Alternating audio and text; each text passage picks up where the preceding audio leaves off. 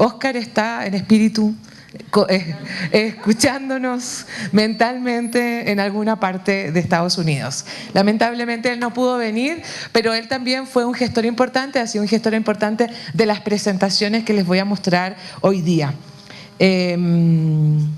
No, esa no es. Esa es la de Gonzalo.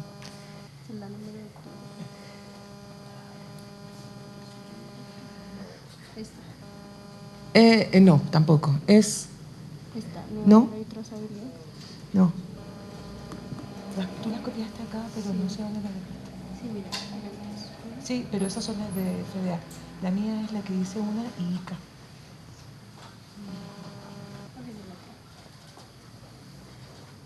Una y ICA. Voy a completar un poco. Bueno, muchas gracias por la invitación, gracias por estar aquí, por tomarse el tiempo. Mi trabajo, como decía Gonzalo hoy día, es trabajar en el acuerdo de cooperación con FDA. Es lo que hago principalmente, además soy instructor de la norma de productos frescos y controles preventivos para alimentos de consumo humano.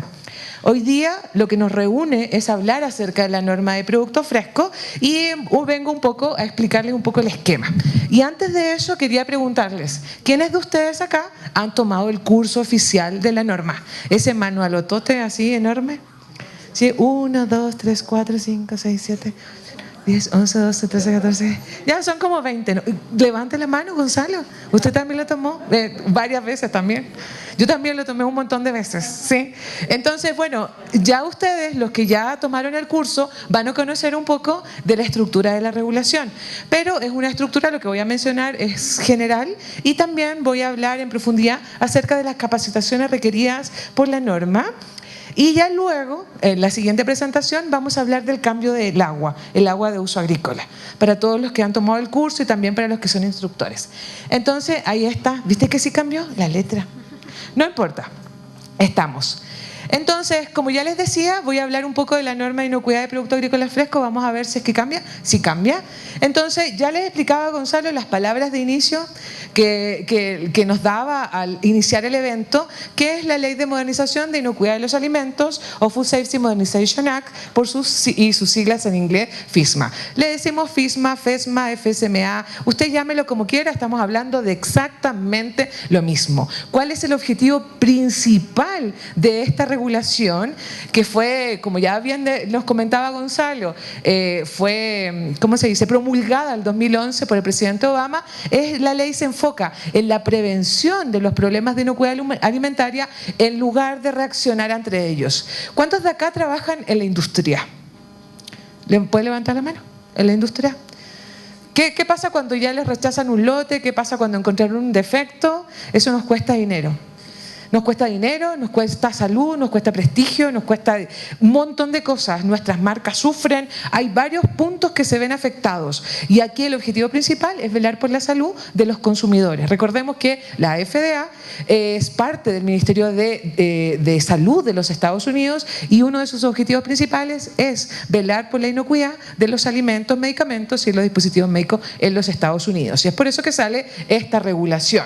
También hay algunas, porque a veces nos confundimos un poco porque el sistema es un poco complejo a veces, de otras regulaciones que están relacionadas con plaguicidas, con enfermedades, con ciertas plagas, y ahí nos vamos a referir al tema de USDA, del Departamento de Agricultura, quien es que regula esa información. Entonces, salen las normas de FSMA, que inicialmente eran estas 7, acá hay figuritas. La norma de inocuidad de productos agrícolas frescos, controles preventivos para alimentos de consumo humano, alimentos procesados, ¿sí? Y está su par, que es se llama controles preventivos para alimentos de consumo animal. Hoy día nuestros animales, yo tengo 7 hijos, 2 hijas de 2 patas y 5 de 4 patas. Todos molestan igual. Entonces ya hoy día los animales son tan importantes para nosotros como también son nuestros hijos. Valga, obviamente hay una diferencia, ¿verdad? Entonces, estamos con controles preventivos de alimentos procesados. Hoy día ya no podemos mandar todo lo que se desecha en la empresa a alimentos para consumo animal. Hoy día hay ciertas buenas prácticas que hay que cumplir, al igual que para consumo humano. Está el programa de identificación de proveedores extranjeros, que es algo que nos va a hablar Gonzalo más adelante. En el fondo FDA hace responsable al importador de los alimentos que está introduciendo a los Estados Unidos. Porque antes, ¿quién trajo este alimento? No, yo lo compré, pero yo solamente soy una bodega, yo distribuyo. Ya, pero ¿de dónde viene? De tal país. Ok, entonces, ¿pero quién lo produjo allá? Ah, no sé, pero... O sea, y se diluía la responsabilidad. Hoy día la responsabilidad la tiene el importador y por supuesto que pueden haber también algunas responsabilidades que las van a tener que cumplir los países si hay alguna infracción. Eso es la norma del programa de verificación de proveedores extranjeros.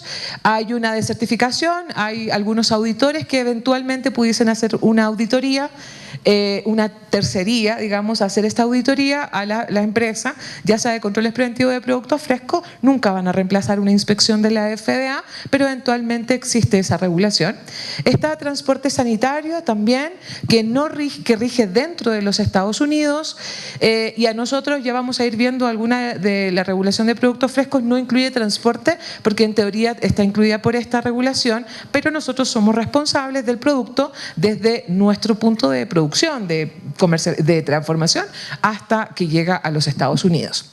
Y también está el análisis de vulnerabilidades, que es adulteración intencional, en donde hay una intención maliciosa de afectar la inocuidad del alimento. No vamos a hablar de adulteración intencional solamente por algo motivado económicamente, sino por afectar casos, empleados descontentos, contaminan fuentes de agua. Hay varias cosas que suceden. Entonces, esa norma se basa en el fondo en que tú hagas un análisis de las vulnerabilidades que tiene tu empresa, tu entorno, tu proceso, y puedas tomar medidas para evitar que haya una contaminación o un efecto nocivo a la salud a la inocuidad del producto y a la salud de los consumidores. Y hoy día nos vamos a enfocar principalmente en productos frescos, que es lo que les voy a mencionar ahora. Y estas eran las 7 hasta hace un par de años atrás. Hoy día hablamos que FISMA en general, unos dicen que sí, otros dicen que no. Bueno, pero se sumaron 2 normas adicionales. Una es trazabilidad, que lo que te dice, y de hecho interesante el ejercicio que tenían y el sistema que tienen de trazabilidad vegetal acá. Trazabilidad vegetal es muy complejo de generar en los países, es mucho más fácil animales. Todos hemos visto animales con orejitas, pero ¿cómo le pone una oreja a una lechuga? ¿Cómo le pone una oreja a una albahaca? O sea, es como difícil. Entonces el sistema de trazabilidad vegetal es un tremendo esfuerzo, así que felicidades por eso. Y esta regulación de trazabilidad lo que hace es solicitar registros adicionales a ciertos alimentos que están dentro de una lista de alimentos trazables o Food Traceability List, y que tampoco voy a hacer un spoiler porque Gonzalo nos va a hablar de eso. Y adicionalmente esta regulación LAF, que es acreditación de laboratorios para alimentos, para análisis de alimentos. Entonces, a estas 7 regulaciones que ya cubren toda la cadena de producción, e-commerce y movimiento del alimento, se suman estos 2 pilares adicionales. Trazabilidad básicamente establece un lenguaje común entre toda la industria, y la acreditación de laboratorios también viene a dar ciertas directrices a los laboratorios para hacer ciertos análisis. Yo no soy muy entendida en esto, estoy recién estudiando esa regulación. ¿Por qué es importante la inocuidad de los productos frescos? Y aquí ya voy a entrar de lleno a esa regulación, porque primero se consumen crudos y uno dice, es obvio, pero puede ser que no sea tan obvio. O sea, ¿por qué un alimento está cubierto por esta regulación? Porque se consume crudo. Y no solamente se consume crudo nosotros en nuestro país, sino se consume crudo en los Estados Unidos, porque también hay algunas exenciones para alimentos que para nosotros pueden consumirse crudos, pero dentro de los Estados Unidos no se consumen crudos. Ya las vamos a revisar más adelante. Otra razón fundamental es por qué la importancia de la inocuidad de los productos frescos, porque si hay contaminación microbiológica en el producto, nunca vamos a poder garantizar que la eliminamos toda. Para aquellos que tomaron el curso, seguramente tuvieron esta confusión mental cuando hablábamos de que el lavado de la fruta o de la hortaliza posterior a la cosecha en realidad no garantiza la inocuidad del producto ni la eliminación de los patógenos. Es muy difícil. Si tenemos bacterias tendríamos que analizar el 100%, pero para poder saber que realmente lo eliminamos. Entonces, en general se establecen estrategias de prevención en varios focos que los vamos a revisar también ahora. Entonces, lo más importante es la prevención, porque nunca vamos a poder garantizar que vamos a eliminar todos los patógenos. Y algunas de esas contaminaciones van a poder venir de distintas fuentes dentro de nuestra finca, predio, fundo, unidad productiva en general. Y por último, siempre, todos los años, lamentablemente, hay brotes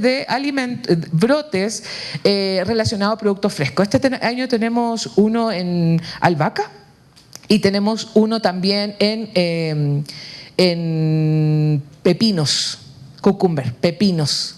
Hay uno también. Entonces, y así todos los años hay un porcentaje, hay información, uno puede entrar a la FDA, se los recomiendo para aquellos que hacen análisis de causa-raíz y todas esas cosas, entrar al brote, dónde se originó y cómo se hace el estudio de todo ese brote y la investigación del brote y las causas del brote, es muy, muy interesante también. Entonces, esa es la razón principal por qué los productos frescos están regulados. Y esta norma es esta regulación es el primer estándar federal obligatorio para el cultivo, la cosecha, el empaque, el almacenamiento de productos frescos. Es decir, la norma no solamente cubre productos frescos, sino también operaciones de esos productos frescos. ¿Cuáles operaciones? El cultivo, la cosecha, el empaque y el almacenamiento. Antes del 2011, FDA tenía una guía de peligros microbiológicos que era como una opción para los productores para establecer estrategias de prevención de contaminación. Hoy día está, desde el 2011, el primer estándar regulatorio, o sea, regulado las buenas prácticas agrícolas y establece los requisitos mínimos de cumplimiento en las buenas prácticas agrícolas. Esta norma está basada en buenas prácticas agrícolas. Para muchos de los que estamos acá y que implementan buenas prácticas en sus campos, en sus fincas, es un lenguaje que ya conocemos. Aquí no hay nada, aquí no está inventada la rueda ya está inventada, simplemente se pusieron algunas restricciones y algunas consideraciones en la regulación. Y aplica para productos nacionales y productos ofrecidos para importar a los Estados Unidos. O sea, todo lo que se consuma de producto fresco, ya sea producido dentro de los Estados Unidos o fuera, está cubierto por esta regulación y, como ya les mencionaba antes, el objetivo es proteger los alimentos de la contaminación microbiana. Y ahí nos vamos, imposible no referirse que tenemos virus, tenemos bacterias y tenemos parásitos, ¿sí? Entonces nos vamos a enfocar a eso. Y muchos dicen, pero FDA no considera los límites máximos residuales, FDA no considera los peligros químicos. Por supuesto que sí, pero el objetivo principal de la regulación es el enfoque principal, son los contaminantes microbiológicos, ¿sí? La norma, espero que ¿se ve bien por allá? ¿Sí? Me di cuenta que había harta luz, así que lo cambié de color. Esta norma, como todas las normas, tiene subpartes, tiene secciones, tiene números de secciones y todo eso. Y a veces puede ser un lenguaje que puede ser: tome todas las medidas considerablemente previsibles para evitar que los peligros razonablemente previsibles afecten el producto. Y tú, ¿what? O sea, ¿qué es eso? Bueno, vamos a intentar hablar un poco de eso, traducirlo a la práctica. Entonces, esta norma está dividida, como ya les decía, en subpartes. Esta es una imagen del Código Federal, es la regulación codificada. Puedo enviársela y si alguno no la tiene también no las puede pedir, yo se las puedo enviar para que ustedes la tengan de forma virtual sin ningún problema, también la pueden descargar de páginas de FDA. Está separada en secciones, aquí hay un par de secciones más que no las puse porque no tienen relevancia para esta presentación, pero hay disposiciones generales, requisitos generales en la subparte B, la subparte C es la que voy a profundizar un poco más ahora, la subparte D de salud e higiene de trabajadores, uso de agua de uso agrícola, para pre-cosecha y post-cosecha, y esta era la parte que vamos a revisar con mayor detalle en la siguiente presentación. Enmiendas o mejoradores de suelo de origen animal, básicamente el uso de estiércol y el uso de desechos humanos, está regulada en la subparte F. La subparte I habla de animales de 4 patas, ya los de 2 están aquí, en salud e higiene. los de 4 patas lo revisamos acá en la subparte I y básicamente te dice, sabemos que hay animales, revise qué pasa con los animales y establezca todas las medidas razonablemente previsibles para la introducción de peligros, en resumen. Y la subparte K, que habla de las actividades de cosecha, cultivo, empaque y almacenamiento, nos habla un poco de las instalaciones, nos habla también junto con la subparte K el tema de equipos y herramientas para la producción, cajas de cosecha, algunas operaciones también, y la subparte L, equipo, herramienta, edificio, control de plagas, todo lo que ocurre dentro de la empacadora. Entonces, si ustedes se dan cuenta, hay subpartes, acá la subparte N sobre métodos analíticos aprobados por la FDA para ciertos análisis, y la subparte O, registros general, una guía general de cómo mantener, cuánto tiempo mantener los registros, pero cada una de estas subpartes solicita o requiere registros específicos. ¿Okay? Entonces tenemos los registros específicos por cada subparte y tenemos las consideraciones generales en la subparte O. Algo bien interesante es que si usted no usa mejoradores de suelo, entonces no está sujeto a esta subparte. Pero ¿habrá agua? ¿Habrá agricultura sin agua? ¿Qué creen ustedes? Probablemente no. Entonces todos vamos a estar sujetos a la subparte E. ¿Qué pasa con los trabajadores? ¿Podemos evitar que tener trabajadores en la finca? Nos encantaría, algunos a mí. ¿Pero se puede? No. Entonces, salud e higiene se vuelve importante y es algo que también tenemos que cumplir. Entonces, vamos a ir viendo algunos temas específicos, pero mi enfoque principal en esta parte es capacitación y cualificación de trabajadores.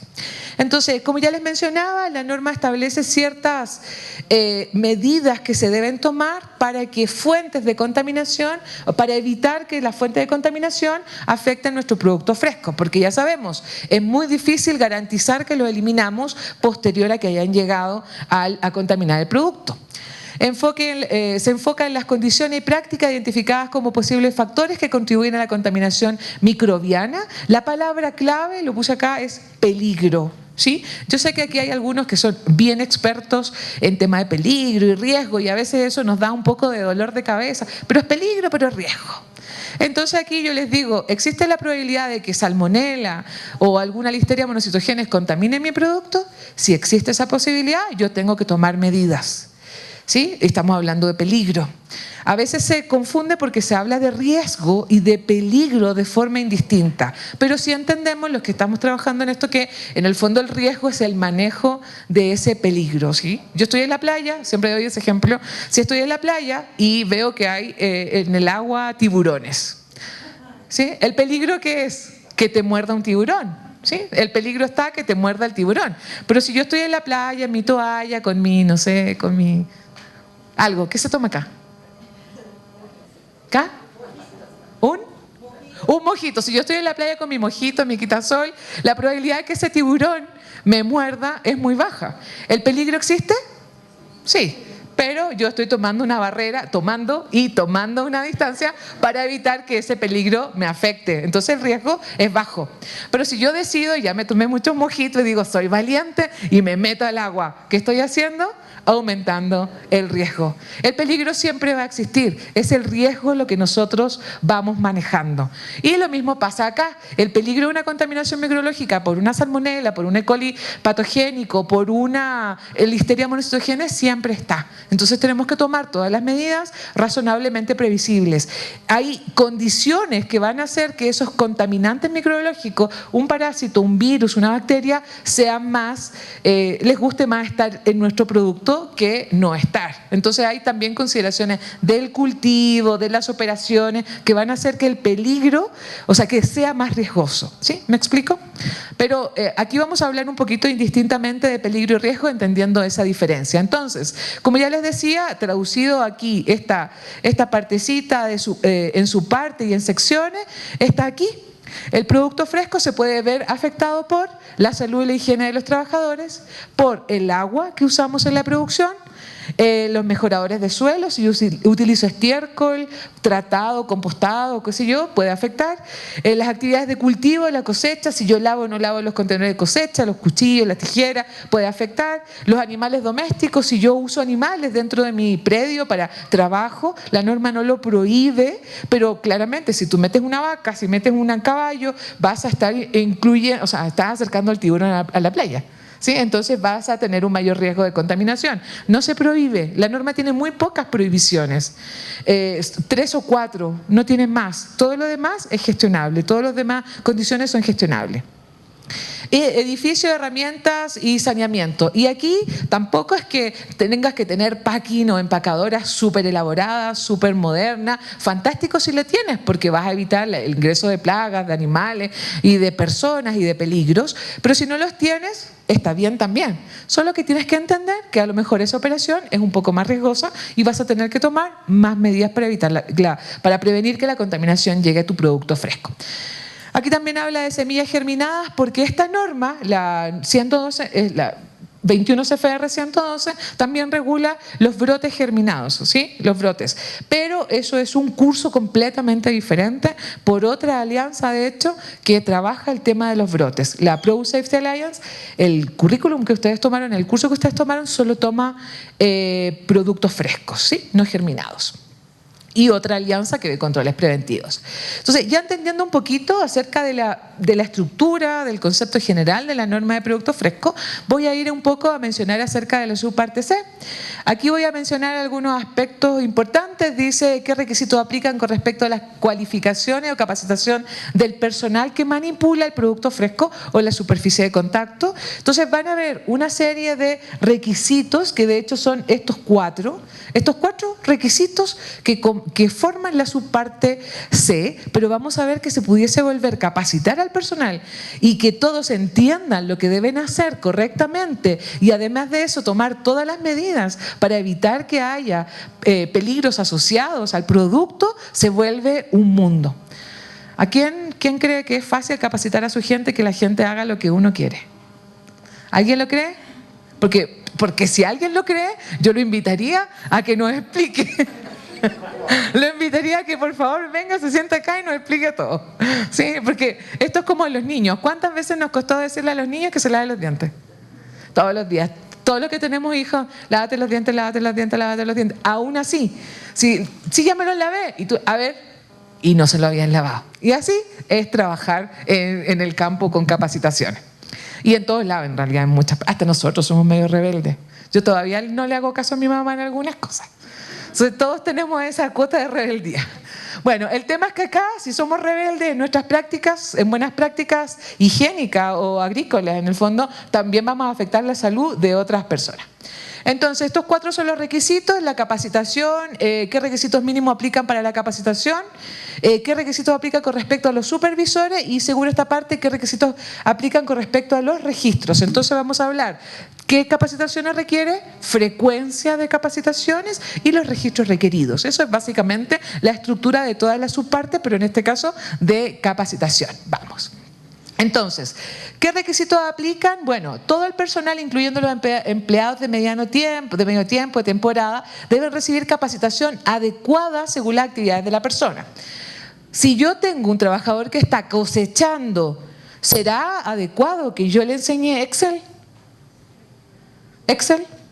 Bueno, si él quiere aprender y se suma al curso de Excel, fantástico. Pero ¿qué es lo primordial que él debería saber? ¿Cuáles son las prácticas adecuadas para la cosecha? No solamente en términos de calidad, que no saque el brote, que no sé qué, que coseche así, que cosecha así, sino además cuáles peligros pudiesen estar asociados a su labor de cosecha. Y además de eso, los que están transportando alimentos, los productos cosechados, los que están recibiendo, los que están pesando, todas las operaciones, el que está aplicando mejoradores de suelo, el que está aplicando, no sé, aplicaciones foliares a los cultivos, por ejemplo, todos ellos deberían tener una capacitación adecuada. Y ahí entramos al concepto de qué es adecuado. Adecuado para mi campo, para mi finca, no necesariamente es adecuado para tu finca. Entonces, ese programa de capacitación que deben tener tener todos los que cosechan y manipulan productos frescos y superficie no necesariamente es igual para todos, pero sí deben entender cuáles son los riesgos asociados a su labor y cómo prevenirlos, por supuesto. ¿Cuántos de ustedes leyeron los reglamentos internos de su empresa? Las empresas tienen reglamentos internos, ¿no? Sí. ¿Cuántos se lo saben? Ya, bueno, se los dejo nomás, se los dejo. En cuanto a la frecuencia al momento de la contratación y después periódicamente por lo menos una vez al año. ¿Ustedes creen que esa frecuencia, recuerden que son los estándares mínimos, es suficiente? No, ¿verdad? Algunos dirán sí, si es sí, felicidades. Si tienen que capacitar todos los días 5 minutos, 10 minutos, 20 minutos, una vez a la semana, una vez al mes, también. Aquí no solamente nos enfocamos en cumplir con el requisito de llenar el papel y la firma, sino que la práctica sea adecuada. ¿Será necesario que yo pida un registro de capacitación si yo voy al campo, están cosechando y están todos fumando, unos tomando cervecita, otros por allá están sentados comiendo? ¿Será necesario las cajas de cosecha en el suelo, el perro ahí sentado arriba de la ropa del trabajador arriba de una caja de cosecha? ¿Ustedes creen que será necesario pedir un registro de capacitación de buenas prácticas? ¿Que tendrá sentido? ¿Para qué? Sí, ¿para qué? O sea, y si se gastó el dinero del mundo y el gerente reclamó para pedirle, cuando le pidió el dinero de capacitación, esto se no sirve de nada. Entonces el programa de capacitación no solamente tiene que ser útil, sino tiene que ser adecuado para que esa persona haga la práctica adecuadamente. ¿Cuántas veces de repetirla? Al menos lo que dice la regulación, al menos, ¿sí? Diferencias. Yo tengo cosecha manual, cosecha mecanizada. Probablemente voy a tener un tipo de capacitación en cosecha manual, un tipo de capacitación en cosecha mecanizada. Va a variar. El fondo es el mismo, prevenir la contaminación del producto fresco. Las formas pueden ser diferentes porque mi operación es muy diferente a la operación de mi vecino o de mi competencia o de otro país. Pero créanme, todos tenemos básicamente los mismos problemas. No hay mucha diferencia. No sé si eso es bueno o malo, pero bueno. Todo el personal debe recibir la capacitación, tienen que tener una combinación de educación, capacitación y experiencia. Si yo me formé como ingeniero de alimentos, me hubiesen puesto a hacer un análisis de peligro en una empresa, la primera que yo trabajé, yo hubiese llorado, probablemente. Y si me dicen, tienes 30 minutos para hacer un análisis de peligro, y yo, ¿qué? Empezar a hacer un diagrama de bloque, empezar a hacer un análisis de peligro, lo que entra, lo que sale, cómo entra, cómo sale y todo eso, no puedo, porque aunque yo haya tenido la formación universitaria, no tengo la experiencia, no tengo la capacitación adecuada para hacerlo. Entonces hay combinaciones. Siempre en las empresas, en los campos hay una persona que por experiencia lleva años. A veces es la más difícil de convencer que haga las cosas, que cambie, pero también ellos pueden enseñarnos. Entonces hay una combinación que pide la regulación. No pide solo agrónomos, solo ingenieros, o sea, pide una combinación de experiencias. Acá, por ejemplo, capacitaciones como intrusión de animales, labores de cosecha, higiene del personal, cómo seleccionar un contenedor de cosecha para ser usado durante la operación, prácticas del personal, entre otras. Hay muchas capacitaciones que yo pudiese incluir para que las personas hagan esto adecuadamente y cada punto puede ser una capacitación. Ahora, también tiene que la capacitación aplican con respecto a las cualificaciones. La capacitación tiene que llevarse a cabo de una manera que sea fácil de entender. ¿Qué es fácil de entender? Para mí fácil de entender es algo completamente diferente que para otro. Algunos con un meme lo entienden. Yo a mi hija le tengo que pedir explicaciones porque no entiendo algunos memes. Porque ellos están con otra edad, con otra información. Entonces, lo que es para mí fácil de entender, no necesariamente para otro. Acá hay un ejemplo, esto lo tomé en Chile, una imagen. Aquí está baño de hombres. Ahí no sé cómo se pronuncia, toilette, guasón o algo así. Está en creol, porque en Chile tenemos muchos trabajadores haitianos. Y las capacitaciones también se hacen en varios idiomas y a veces con interpretación simultánea. Yo no sé si el que está en creol está hablando lo que yo estoy diciendo, pero al menos la gente me hace así, yo no sé. Entonces yo a veces como que pruebo y digo un chiste y como que alguien se ríe y digo, bueno, probablemente está algo entendiendo. Entonces, si a mí me ponen un pictograma de lavado de mano, puede que yo lo comprenda, pero a lo mejor hay otra persona que necesita más información. Ejemplos de qué deberían saberlos. Aquí ocurre una intrusión de animales. Los supervisores, la norma te dice que haya alguien que supervise las operaciones. Y esa persona también debería estar capacitada, no solamente en las operaciones de cultivo. Normalmente ellos saben muy bien cómo cosechar, cuándo cosechar, que los grados Brix, que el color, que sea el sol, que si le aplico acá, si le aplico allá, si riego, pero también sobre las prácticas de inocuidad, ¿sí? Entonces, ¿qué deberían saber los supervisores? ¿Qué deberían saber los trabajadores? ¿Cómo puedo hacer una capacitación en distintos idiomas? Hay Guatemala, por ejemplo, que está acá, tiene un montón de dialectos. En México pasa lo mismo. Yo no sé si acá pasa lo mismo también con algunos dialectos. A veces es muy difícil poder que las personas en distintos idiomas comprendan. Entonces, lo que es adecuado y lo que es fácil de entender puede tener muchas acepciones, muchas diferencias. Otra, la capacitación tiene que repetirse cuando sea necesario. Siempre está el que no se baña, siempre está el que no se lava las manos, siempre está el que hace, si tú te das vuelta, tira las cosas al suelo, siempre está ese. ¿Cuántas veces será necesario capacitarlo o lo echamos de una vez? No, no estoy promoviendo el desempleo, por favor. Perdón, pero sí. A veces dan ganas, pero sí digo, o sea, ¿cuántas veces necesita capacitarse? Probablemente muchísimas. ¿Sí? Entonces es necesario, ¿cuántas veces debo repetirlo? Y aquí no solamente debe ser capacitarse en la labor que está haciendo, sino que van a haber personas que van a tener que cumplir sobre todo los requisitos de la norma. Acá está, salud, higiene al personal, capacitación, agua de uso agrícola, animales, manejo de estiércol, cultivo y operaciones del campo, mejoradores, manejo de los equipos de cosecha, análisis de laboratorio. A lo mejor el que cosecha no necesita saber de los análisis aprobados por la norma, pero sí el supervisor. Entonces hay que ir distinguiendo cuando vamos generando este programa de capacitación, que es adecuado. Como mínimo, todo el personal que manipula tiene que tener, durante las actividades cubiertas o supervisa la ejecución, tienen que estar capacitados en principios de higiene de alimentos, la importancia de la salud y higiene del personal, microorganismos de importancia para la salud pública. ¿Cuáles serán los microorganismos más importantes para la salud pública? Ya todos sabemos un poco, o sea, hay algunos microorganismos asociados a ciertos tipos de cultivos, ciertos tipos de prácticas. Entonces, para nosotros en Chile, los norovirus, hepatitis A, son un dolor de cabeza en los berries. ¿Sí? No solamente para nosotros en Chile, también en México, también en Perú, también en otros lugares, porque hay mucha incidencia y hallazgo y hay información que está ampliamente difundida sobre hallazgo de esta contaminación. Y así hay otros en otros lugares. Los estándares establecidos y también capacitación en los estándares establecidos en todas las subpartes. Claramente no todos necesitan tener toda la información. Y ahí es donde nos toca a nosotros discernir como supervisores o encargados de capacitación. Este es un ejemplo, ya vamos a ver. La CDC estima que cada año 48 millones de personas contraen una ETA, una enfermedad transmitida por alimentos, que significa que 2 o más personas se enfermaron por consumir el mismo alimento. Esa es la definición. 128.000 son hospitalizados y 3.000 mueren. Y los alimentos y los microorganismos más asociados a estas son norovirus, son Salmonella, Clostridium, Campylobacter y Staphylococcus aureus. Estos dos asociados a productos frescos, Salmonella también pudiese estar en productos procesados, Clostridium básicamente alimentos procesados, lo mismo que Campylobacter y Staphylococcus aureus. Pero no están libres de tener los productos frescos, ¿sí? Entonces, ahí hay los 5 ejemplos. Ya les voy a mostrar un poco las enfermedades. Miren, los productos frescos están asociados al 46% de las enfermedades y al 23% de las muertes. Y lo mismo pasa en carne, en leche, y lácteos y huevo, pescado y marisco. Hay distintos porcentajes. A lo mejor esto es una capacitación de concientización, una slide. ¿Sí? Ya vamos a hablar también más tarde de esto.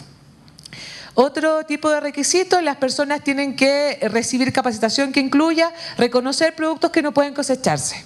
Ok, estoy en tiempo. ¿Qué producto no puede cosecharse? El caído al suelo. ¿Qué producto no puede cosecharse? El que está visiblemente contaminado con heces.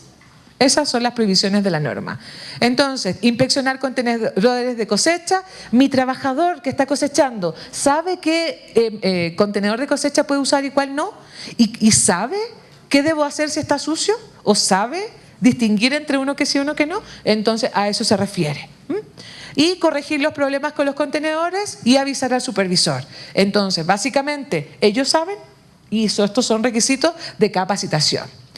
al menos un supervisor, y por eso preguntaba quién había tomado el curso, porque a diferencia de las otras regulaciones, esta norma pide que al menos un supervisor haya tomado el curso oficial con un currículum estandarizado aprobado por FDA. Actualmente el único currículum estandarizado es el de la Product Safety Alliance, que es el manual que está acá, ¿sí? Ese es el único. Y ahí está el requisito, la 112.22c. Y aquí el requisito aplica para supervisores, siempre tiene que haber un supervisor y por supuesto que ese supervisor debe estar igualmente capacitado.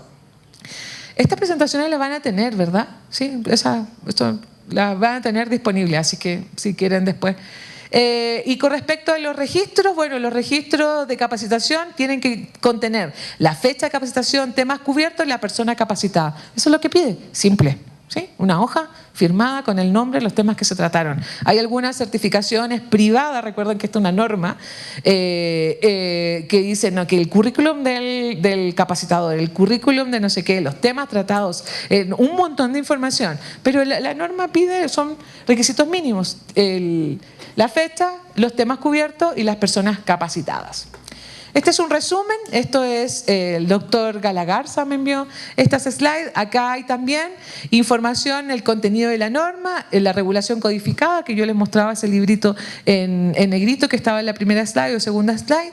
El preámbulo de la norma, ¿a qué se refiere? Es súper útil para aquellos que están implementando prácticas y tienen dudas, porque el preámbulo es toda la discusión antes de que salga la norma. Todo esto que conversamos, no, que debe ser así, no, que debe ser, no, que el análisis, que el mejorar de suelo, que todo eso es el preámbulo y es súper interesante leerlo. No es una lectura fácil, no es algo que yo quiera leer el fin de semana cuando esté en mi casa, pero son como 500 páginas. Pero probablemente va a encontrar algo que le va a servir y lo gracioso es que está, lo bueno que está en PDF y usted puede buscar la palabra clave y ya ahí listo, no tiene que leer las 500 páginas.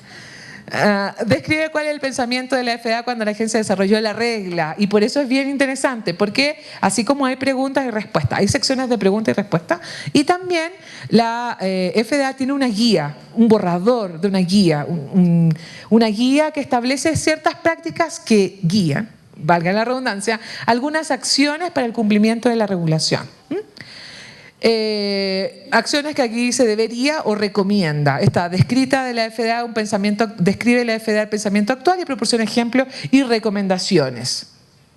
Estos son todos los recursos que existen para la norma. No solamente está la norma, hay guías, hay enlace específico, hay webinar, hay presentaciones de la FDA. También en IICA tenemos también webinar que hemos desarrollado sobre la norma y otros contenidos específicos de la regulación. También puse esta slide porque la red de expertos de productos frescos, hay dos.